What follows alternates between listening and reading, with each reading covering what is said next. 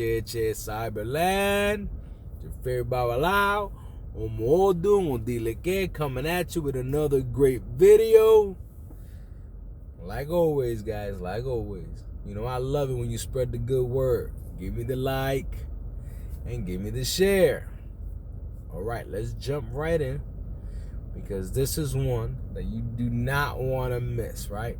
Because we're going to put our thinking caps on today. We're really going to dig deep on this video.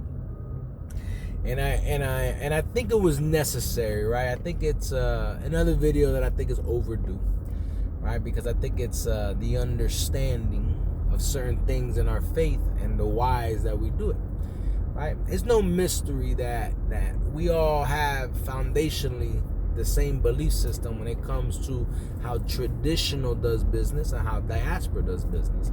We all love the Orishas, we all love the Eguns, we all understand the roles and responsibilities of an Oba, Babalao, which is an Awoni Orumila. You know, we crown our guardian Orishas. How do we get to, you know, a good roadmap on both sides of the house, right? Because foundationally we're the same. But now there's a topic, and I addressed it once before, right? And in the video it's called Semana Santa, right? Holy Week. It's called you know, at the end of the day, it's me explaining the respect and the culture and the traditions on why we do certain things, like bring down bóvedas, cover our orishas and whatnot.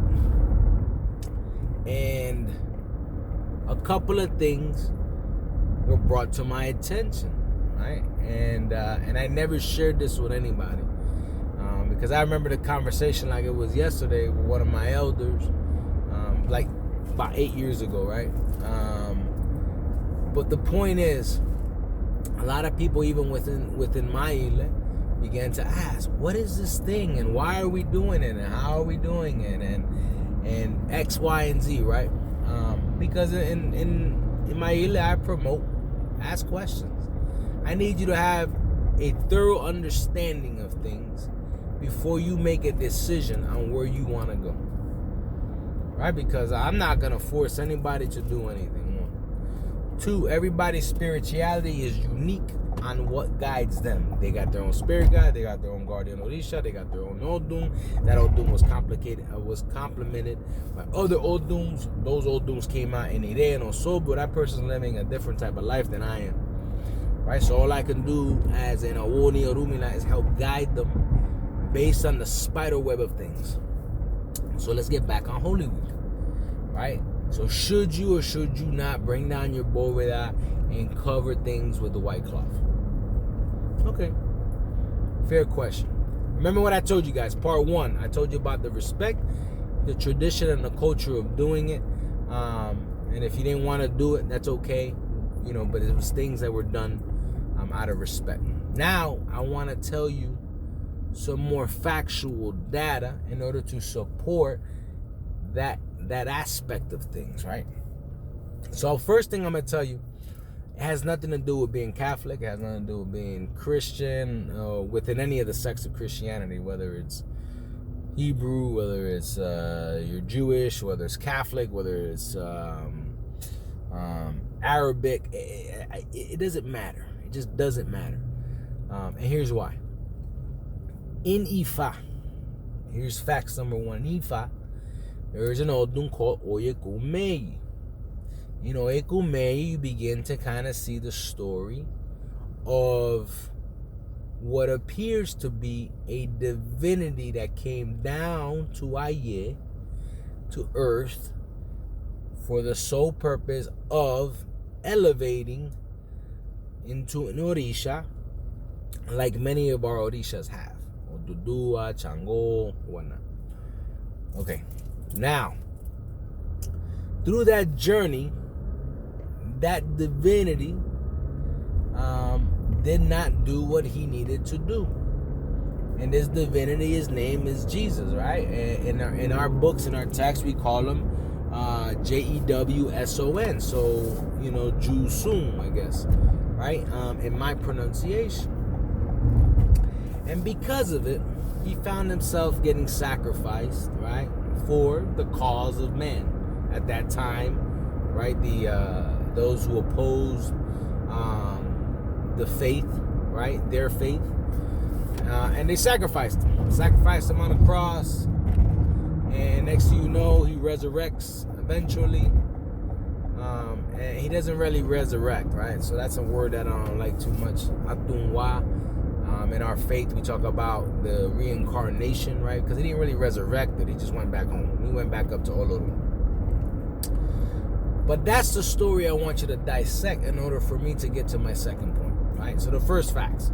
We do recognize that something happened around this time frame, and we have to kind of be conscious of, right? Right? Why? Because the Oduns will be filed, the oracles will be filed, recognize that. All right, that's one. Second fact, and a lot of my godchildren hear me say this all the time.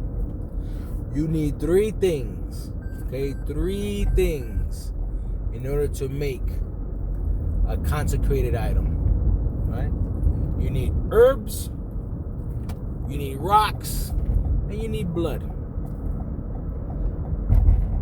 Hear what I said? Herbs, rock, blood. I can almost guarantee you that it doesn't matter what you read about the sacrifice that occurred on that day, because I'm going to call it a sacrifice. One way or another, it was a sacrifice. Now, whether or not he sacrificed himself for sins and this, that, and the other, not interested in that conversation at all. But I would say it was sacrifice nonetheless, right? Because, it did not go according to his plan, and it did go according to somebody else's plan, and blood was shed according to their plan. It was a sacrifice. And in that sacrifice, there's rocks everywhere, right? We're talking about a certain time frame where there was no concrete ground. There's rocks everywhere, okay?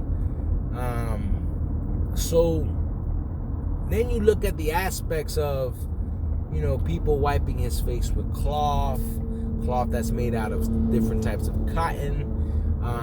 Because if you know anything about the Middle East, right? A lot of cotton, right? A lot of silk, a lot of different things that were created in order to create some fabrics, right?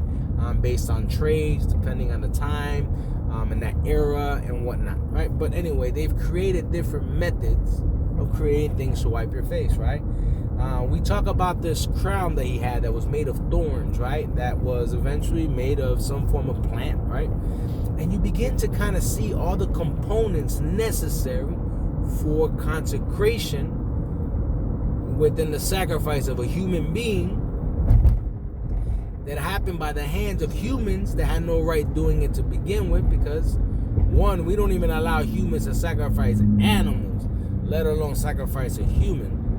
And that goes for both the faith and it goes just in general. So think about it, right? So these people are sacrificing humans, right? Because that was supposedly the right thing to do. So we start to see factually that we're finding some of these components that we stake our flag on today in the Yoruba faith. I think that's a very important fact to gravitate to. A very important fact for us to understand. Because again, like I tell people, knowledge, understanding brings you wisdom.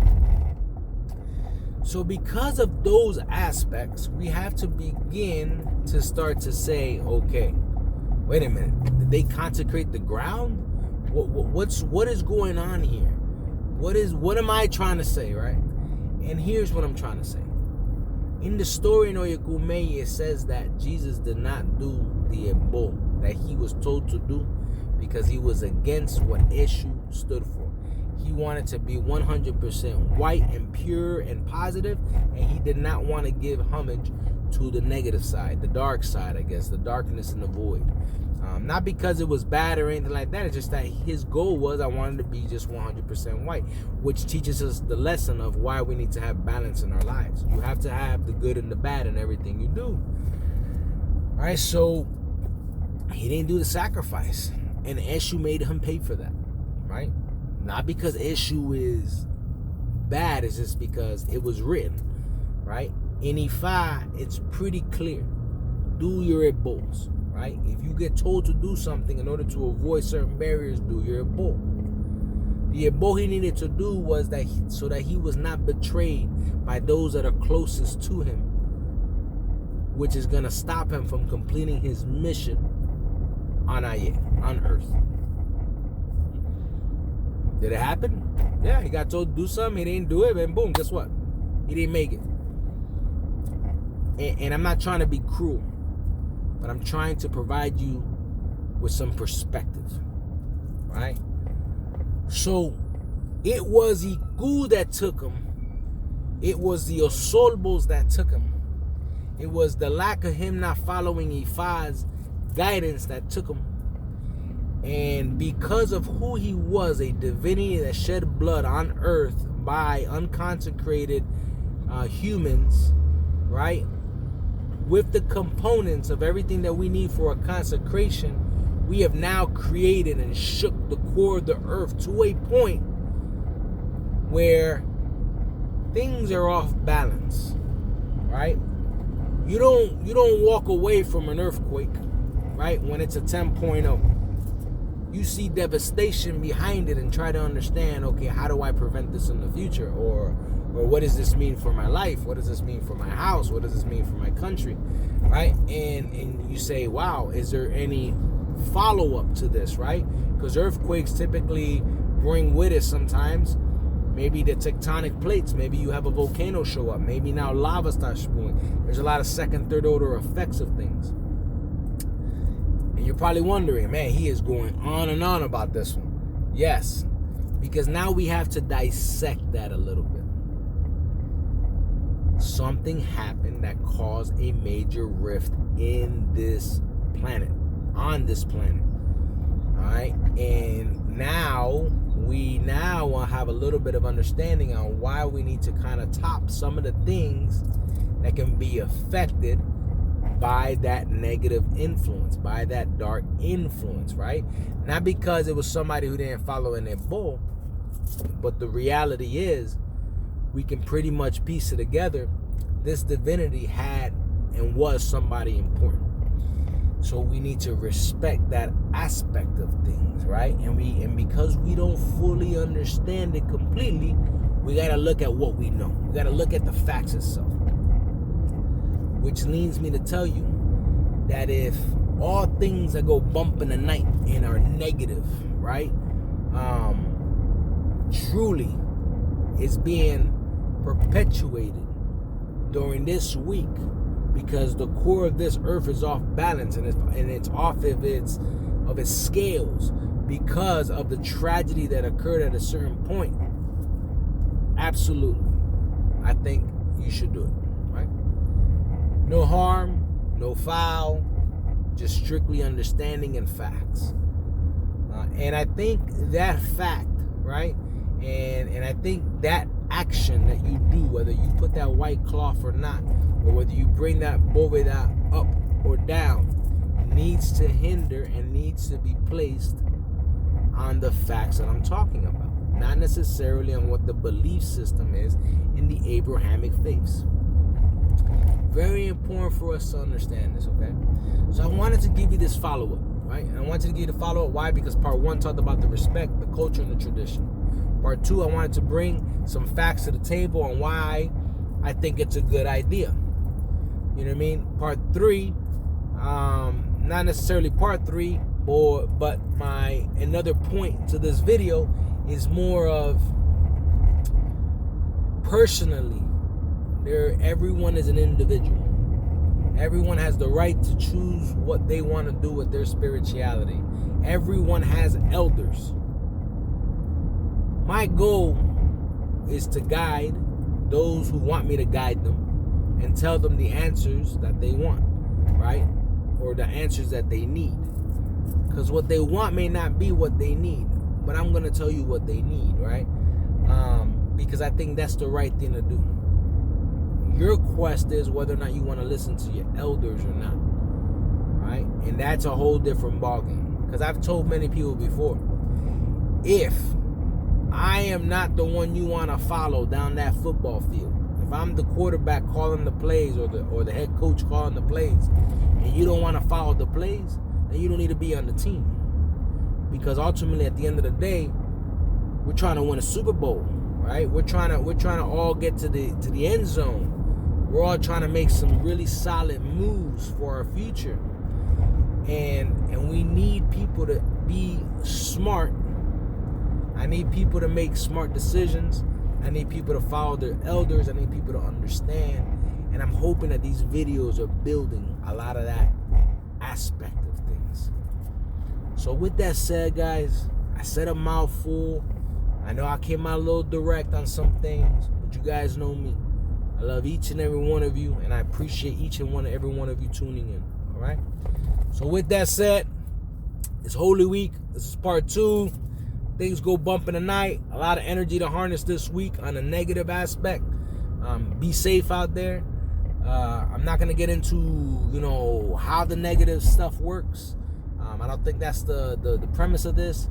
But with that said, Iburu, Iboya, Ibucheche, Cyberland.